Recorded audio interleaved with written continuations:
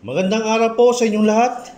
Heto na naman pong muli si Maestro Virgo, also known as Commander Sator ng Sator Coronados, upang magbahagi sa inyo ng aking mga personal na karanasan, mga munting aral, mga munting kwento patungkol sa mga pangyayari na ganap sa totoong buhay na ating naranasan nung mga panahon na tayo ay gumaganap din.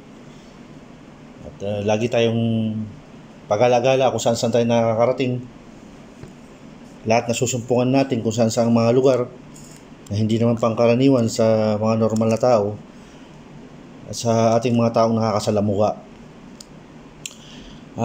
Una sa lahat, nagpapasalamat po ako sa Diyos Amang makapangyarihan sa lahat, sa bawat sandali ng ating buhay, ng aking buhay.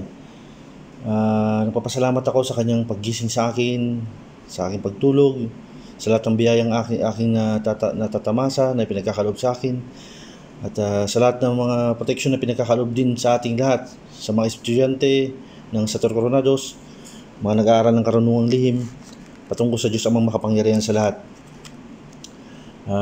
Shoutout nga pala sa mga first batch, second batch, at Panginoon, sana po ang mga individual na taong ito na mga nag-aaral ay huwag nyo rin pong pabayaan sila, ngayon din ang kanilang mga pamilya, huwag nyo rin pong pabayaan, lalo po sa panahon ngayon na napakahirap po ng sitwasyon. Panginoon, kayo po makarunungan sa lahat ng bagay, Diyos Ama na makapangyarihan sa lahat. Ano man po ang aming tinatahak sa ngayon ay sa iyo po nagmumula ang lahat ng kaalaman na ipagkakalob sa amin, at aming babaybayin ang mga turo nyo at aral na nagmula sa mga sinaunang maestro din. At umasa po kayo na anumang karunungan na aming matututunan o may papagkalob sa amin ay gagamitin lamang namin sa kabutihan at pagtulong sa mga aming kapwa, mapapisikal man yan o espiritual na pagbabahagi. Gayon din po sa mental at emosyonal. Salamat po Ama, Diyos naman na makapangyarihan sa lahat, sa bawat sandali, bawat oras na pinagkakalob nyo sa amin, na mga oras ganitong pagkakataon na aming nasusumpungan na makapagbahagi para sa pangkalahatan. Malaking bagay po ito sa amin na magamit itong paraan upang malaman namin yung mga dapat malaman sa mga bagay-bagay na hindi pangkaraniwan para sa amin din. Muli po, Diyos Ama na makapangyarihan sa lahat, magpapasalamat po ako sa pangkalahatan, at sa lahat po ng mga sumusuporta rin, huwag nyo rin po sana silang pababayaan. At sa mga gabay ng Sator Coronados, ako ay nagpapasalamat sa inyo, at sa mga 7 Arkanghel, gayon din sa lahat na nagkakatipon sa personal liwanag. Maraming salamat po, Diyos Ama na makapangyarihan sa lahat. Ang sandaling ito ay tinataas ko sa inyong napakalinis na pangalan at walang bahid dungis na pangalan at walang kapangtay na kapangyarihan. Maraming salamat po, Diyos Ama na makapangyarihan sa lahat. Sa pagpapatuloy ng aking pagbabahagi sa mga kwento-kwento, mga bagay-bagay patungkol sa mga nangyayari sa paligid nung panahon na ako ay pag-alagala kung saan ako nakakarating. Sapagkat minsan kapag nagtatrabaho kasi ako para sa kaalaman ng lahat, kapag day off ko, pre-day, may mga extra curricular activity ako, extra activity, extra curricular. Meron akong mga bagay-bagay na ginagawa rin para kahit paano makatulong sa aking pamilya, sapagkat ang sitwasyon naman hindi naman masasabi na lalo kapag halimbawa sa trabaho kailangan mo rin magdoble kayod, doble sikap. Ngunit hindi naman din patungkol yung kwento. Saka ko na nagkikwento yung bagay na yan. Sa ngayon, magkikwento muna ako tungkol sa isang bagay na dapat din malaman ng iba. Ito ay isang uri rin ng sakit espiritual na kung tawagin nila ay kilkig. Para sa kaalaman ng iba, ano nga ba ang kilkig? Isa rin itong uri ng sakit pang-spiritual na ginawa rin ng mga nakakabiyasa o nakakaalam sa mga maitim na mahika, nakakaalam sa mga paraan ng pananakit sa kapwa na pang-spiritual ginagawa nila ito upang bigyan ng sakit ng isang tao. Katulad sa mga sa physical na sakit ng tao, minsan sa katawan, nilalagyan nila ng kung ano ng mga bagay, like sa dugo na hindi basta-basta ma-detect ng mga espesyalista. Nakukuha ito sa isang paraan na katulad na halimbawa kumain ka o binigyan ka ng isang pagkain na hindi mo alam na may karga pala yung pagkain na yun. Kaya para sa iba, ingat-ingat din kayo sa mga pagtanggap ng mga pagkain na hindi nyo kilalang tao o kaya naman sa isang gathering. May kasiyahan, kumain kayo doon, hindi nyo alam yung grupo pala na kinainan nyo doon o yung lugar na yun ay mayroong tao doon na may kakayahang maglagay ng kilkig o parang pinaka-spiritual na lason sa mismong mga pagkain na inyong kakainin. Kahit inumin pa yan, lason, hinahaluan nila ng kung ano-anong nakalalasong bagay o nakalalasong pamamaraan ng itim na mahika o kung ano man na para magkasakit ang isang tao. Sa pagpapatuloy ng kwento, ito ay patungkol sa isang tao na akin ding kaibigan na malapit din sa akin sapagkat siya ay mabuti rin naman tao. Noong mga panahon na yun, ako'y pag-alagala sa bayan, sa isang lugar na hindi ko nababanggitin.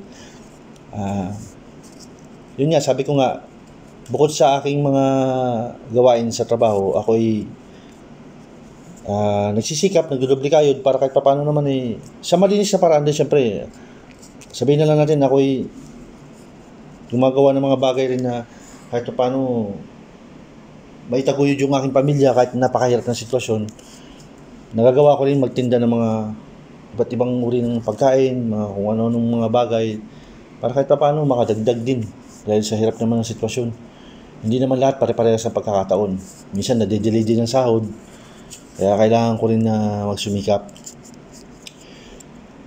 Nangyari ito, siguro mga ilang taon na rin nakakaraan. Tungkol ito sa isang kaibigan ko, ang pangalan niya ay nagsisimula sa letter R. Ngayon itong si Kuya R, ang nangyari sa kanya, yun na nga, lumapit siya sa akin. Dahil nung time na yun, humingi siyang tulong sa akin. Tinignan ko, pagod ako noon halos, parang ang panahon na yun, magpapadala ako ng, punta ako sa padala ako ng pera. Ngayon, tinitignan ko siya, si Kuya R. Pero bago yun, matagal niya na nararamdaman, iniinda yung sakit niya. Kasi pabalik-balik naman rin ako dun. Halimbawa, kapag papadala ka o ano, ang ginagawa ko, kinakamusta ko siya, o kamusta po kayo dito? Tinatanong ko yung mga tao dun. Okay lang, sabi niya. Kapag mayroon naman akong tinitinda, binibigyan ko sila. Parang ang tag doon, parang pasample ba, para makakain sila, matikman nila yung mga paninda rin. Siyempre sa ganung paraan, naging malapit na rin ako sa kanila, naging kaibigan ko sila. Nakwento niya nga sa akin na, sabi niya sa akin, meron akong iniindang sakit. Sabi niya, matagal na to. Pabalik-balik na ako sa paggamutan. Sabi niya, talagang hindi ma-detect. Wala silang makitang record talaga na yung may mga espesyalista na talagang sinubukan siyang alamin o talagang chinek yung kanyang mga dugo, lahat sa Mapapansin mo din sa kuko, kapag nakikita mo, kasi ang kuko ng tao, mamula-mula yan kapag talagang normal ka naman, wala ka namang nararamdaman na kakaiba, normal ka. Sabi ko sa kanya, tinignan ko siya, sabi ko, Kuya, na paano ka? Sabi ko, pabalik-balik na ako sa paggamutan Hindi ko na maintindihan 'tong sakit ko. Matagal na 'to pabalik-balik na lang Wala silang makakitang Ano bang nararamdaman mo? Ako sa kanya, nanghihina daw siya. Tapos parang yung dugo niya, sa dugo, may problema siya sa dugo. Sabi ko, tingnan ko nga ako yung palad mo. Tinignan ko yung palad niya, tinignan kong ganun.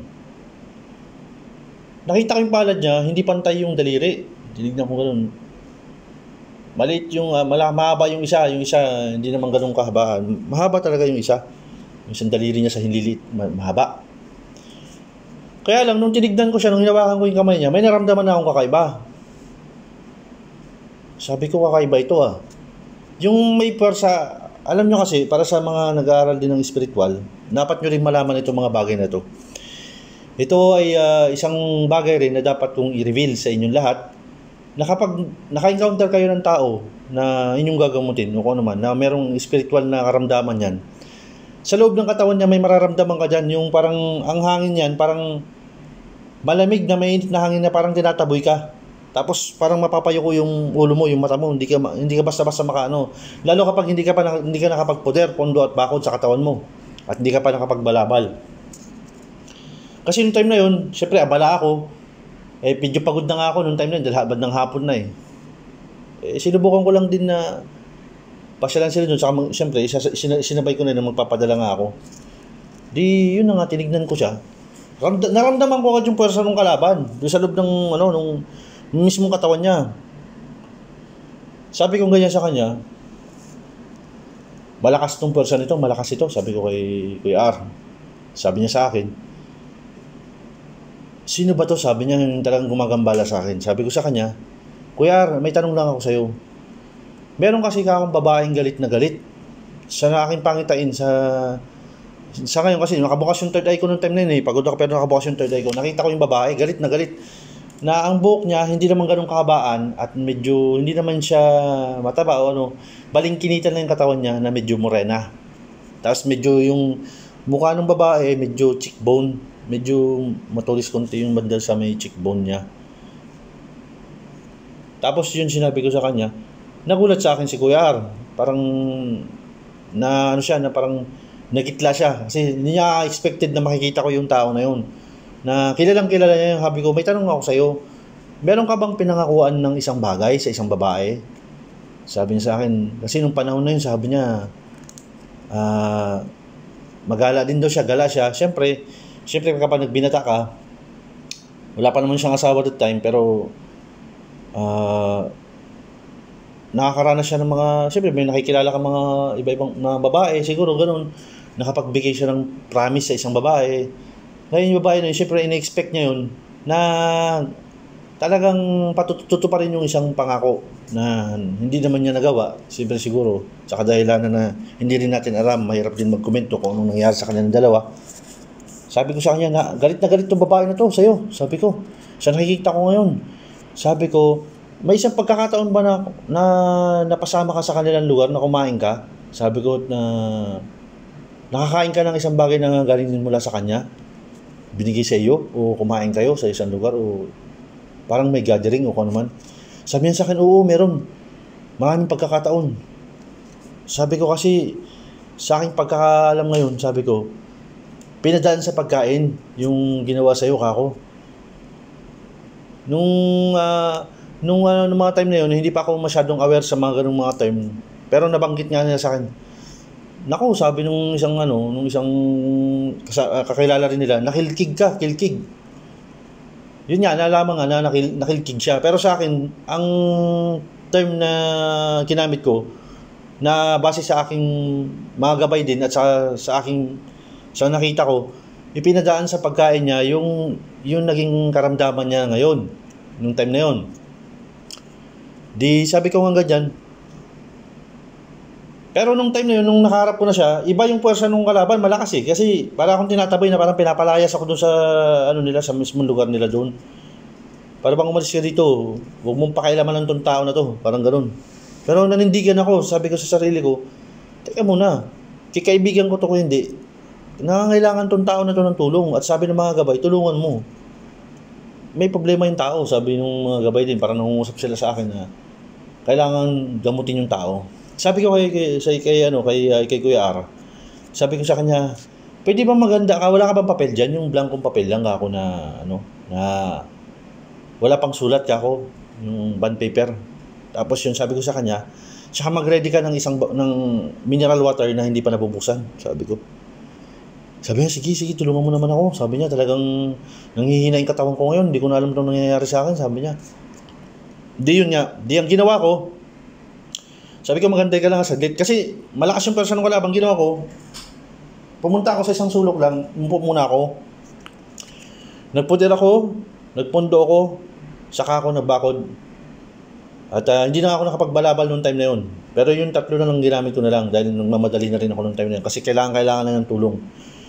Di sa makatawid, ang ginawa ko, di umupo ko sa sulok. Tapos nung nakaupo na ako doon, pagkayari ka magpuder, pondo at nagbakod sa sarili, pumili na ako ng susi ng Saturn na kakailanganin ko para sa kanya. Sinulat ko yun sa papel at pagkayari noon, nagmantra ko. Bawat isang susi na yun, 108 times, tapos saka ako kinonsagra. Pag konsagra ko na yun, ito na, sabi ko, maganda ka lang, sabi ko dun sa hindi ikaw yan, sabi ko nga kay Kuya R, hindi ikaw yan, masamang tingin mo sa akin, sabi ko sa kanya. Meron sa ng katawan mo, nung una pa lang, bago ako umupo sa isang sulok. Hantayin mo lang ako saglit, sabi ko. Kasi malakas ang persa, halos kala ko mabubuwal ako, medyo nahilo ko Dalang sabi ko, parang tinira ako Para bang may binato sa aking orasyon na hindi ko alam, para akong medyo nahihilo, umuupo ko sa isang sulok. Pero nung nakapag-ano na ako, nakapagpuder ako, nakapagpondo ako, nakapagbakod ako, nakapag-charge ako. Ito na. Yun ang kagandahan nyo nakapag-poder, pondo at bakod ka sa sarili mo at nakapagbalabal ka rin. Nakahanda ka sa sitwasyon na talagang kahit harapin mo yung tao na yan, parang naglalaban lang kayo. Level sa level lang, hindi kanya rin basta-basta mabatuhan ng kung anong oras dahil may shield ka sa katawan mo Di yun nga nangyari, tinupi ko yung papel, hinipang ko yun, inabot ko sa kanya. Pag abot ko sa kanang kamay niya, sabi ko sa kanya, itong papel na to, sabi ko, hawakan mo, hinawakan niya sa kanang kamay, hinawakan ko ng kanang kamay ko yung ulo niya, saka ako nag-ora. Inorasyonan ko siya ng isang special na orasyon na aking ginagamit, panawag din sa aking mga gabay. Yung time na yun, ang nangyari, hindi naman siya yung purpose na yun na pasapiin ko sa loob ng katawan. Ang purpose lang ng mismong papel na yun ay maproteksyonan siya at alisin yung epekto ng kilkig sa loob ng katawan niya. Yun ang hiniling ko sa papel na binigay ko sa kanya. Tapos inorasyonan ko yung tubig. Saka ko ipinainom sa kanya. Sa awa ng Diyos, siguro mga segundo lang o wala pang 30 minutes, just tumambay pa ako ng konti doon. Naramdaman niya agad yung ginawa. Saka yung daliri niya, bumalik yung pula, yung dugo sa loob ng daliri. Kasi sa mga kuko yan, maputla yung kuko niya Kapag ginanon mo, pipindutin mo ng gano'n yung daliri. Napakaputla ng daliri niya. Kasi ang normal na tao, makakita mo yan sa mismong kuko sa loob ng kuko. Mapula yan. Mapula. At hindi siya maputla. Yun nga nangyari. Nagpasalamat siya sa akin.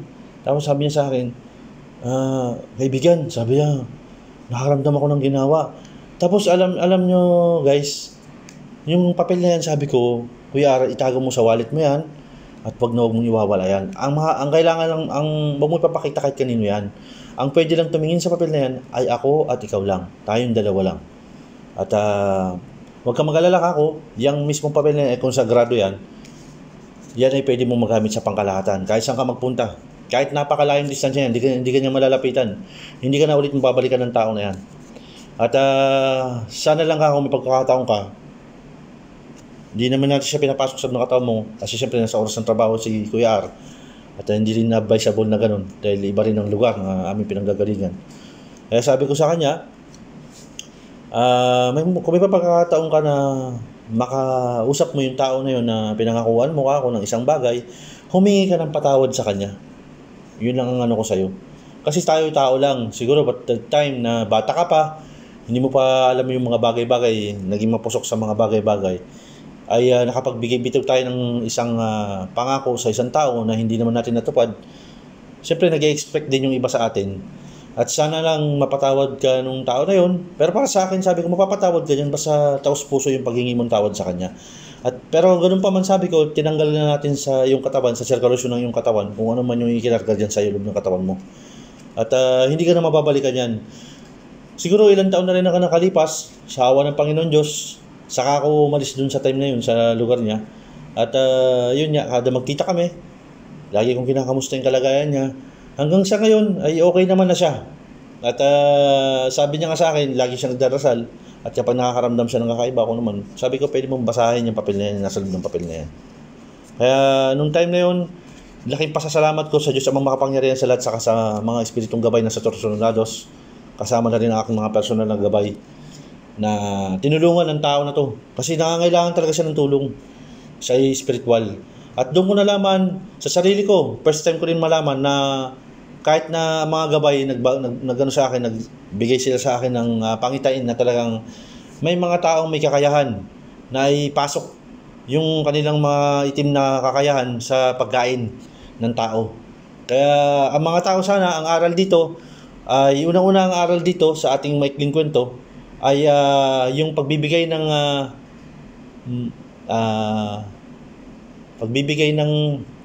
pangako sa isang tao na hindi naman natin natupad. Siyempre, yung ibang tao nag-i-expect, kahit sabi mo bata ka pa noong time na yun o binata ka pa, ngayon may asawa ka na o ano man.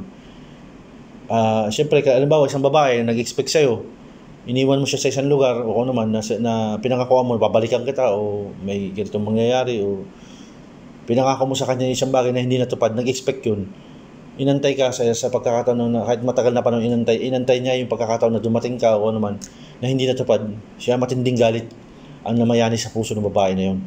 Kaya sabi ko sa humingi ka rin ng tawad sa Panginoon Diyos sa yung mga nagawa nung time na yun, kung ikaw ay binata pa o kung ano man. At hanggat maaari umiwas tayo sa mga ganyang bagay na magbitaw tayo ng isang pangako na hindi natin kayang tuparin. Dahil ang mga tao, kapag umasa ang isang tao, may mga bagay na kaya silang gawin o ipagawa kung sa kanino man na hindi natin ma-distinguish kung ano man yan. At yun nga, sabi ko nga sa kanya, malaking bagay rin na nakapasyal ako dito sa iyo at nakausap kita. At nakita ko yung bagay sa iyo, yung sakit na yan. At para sa kaalaman din ng iba, at yun nga, bilang babala rin o bilang aral din para sa atin lahat, nang bibigay ako ng isang kaalaman na konting pag-iingat din. Kahit sa mga lugar-lugar na hindi nyo kabisado, na mamamasyal kayo dyan, magiging kayo dyan, yung pupunta kayo doon, magiging bisita kayo, mag-ingat kayo. At yung hanggat maaari, bago kayo kumain o kung ano man, dasalan nyo yung pagkain na hingin nyo ng paglilinis yun sa Panginoon Diyos. Kahit simpleng dasal lang na, Panginoon, sana po pagkain ito ay ligtas mo po ako sa kapahamakan. Alisin nyo po kung ano man ang mga nakakarga dito, kung ano man. Hindi naman sa nagiging yung parang nagiging suspicioso ka, yung parang tamang hinala ka sa isang mga bagay-bagay. Yung mabuti na nag-iingat lang din. Lalo pag lugar na malalayong lugar na hindi mo alam. Mahirap. At para sa kalaman ng iba, yun nga palang tao na kinabanggit sa nakaking kaibigan ay taga-Surigao siya. Taga-Surigao yung tao na yun. At malapit din ng loob ko sa kanya dahil siya ay mabait sa akin. At siya rin siya sa aking tinulungan din ng time na yun, tinulungan siya ng mga gabay, nagamutin at ng Panginoon Diyos upang mawala na sa kanyang sirkulasyon ang anumang ikinargang masama sa kanyang katawan. Sana mga tao ay may natutunan sa ganitong mga pagbabahagi. Bagamat hindi man na spiritual combate yung naging gamutan, sabi ko nga, maging malikhain kayo sa mga pagkakataon na hindi maaari na gumamit ng spiritual combate sa isang lugar o kung ano man na hinihingi ng pagkakataon. May mga paraan din na pwede nyo gawin yung mga bagay na yan. At para sa lahat, maging bukas na itong kaisipan ito na may mga nitong bagay na kapag punta sa lugar o kung naman, may kakayahan ng ibang tao na kayang ikarga sa mismong pagkain o inumin ang mga kanilang mga kakayang pang itim na mahika o pang puwersa ng kadiliman na kaya nilang ikarga sa loob ng pagkain ng isang tao. Kaya mag-iingat din ang bawat isa sa inyo. Yun naman po, at maraming salamat po sa inyo lahat sa mga sumusuporta. Shoutout po sa Spiritual Warriors Group na sa Torcoronados. Lahat ng mga solid supporters, mga silent listeners, mga silent watchers natin dyan, mga nanonood sa US, Canada, Middle East, Japan, lahat, all around the world, Malaysia, para sa pangkalahatang pagbabahagi. Sana may natututunan kayo dito sa Germany, lahat, pati sa Taiwan, all around the world na nanonood sa atin. Shoutout po sa inyo lahat. At sana po supportan nyo pa tong channel na to at mag-subscribe lang po kayo at share nyo po tsaka click nyo po yung notification bell at huwag nyo na rin kalimutin mag-like para sa pangkalahatan po. At ang mga estudyante, sana mag-aral kayo mabuti at pag-aralan nyo rin yung mga bagay na ganito na aking binahagi sa inyo sa ngayon na hindi pangkaraniwan sa pangkalahatan. Na darating ang panahon na makaka-encounter din kayo ng mga ganito, mabuti na malaman nyo na may mga ganyang bagay na dapat nating i-share din para sa iba. Muli, ito si Maestro Virgo, also known as Commander Sator ng Sator Coronados. Nag-iiwan sa inyo ng mensaheng mag-ingat ang lahat sa mga bagay-bagay. Huwag magbitiw ng isang bagay na hindi natin kayang panindigan, katulad ng mga pangako. At mag-ingat sa mga lugar na ating pupuntahan, lalo na sa mga handaan o kung ano man mga kainan. Maging mapanuri kayo, maging sa lahat ng pagkakataon. At humingi ng tulong sa Diyos ang mga makapangyarihan sa lahat. At gamitin ang anumang matututunan dito sa channel na to para sa pangkalahatang pagbabahagi para sa kabutihan lamang. Maraming salamat po.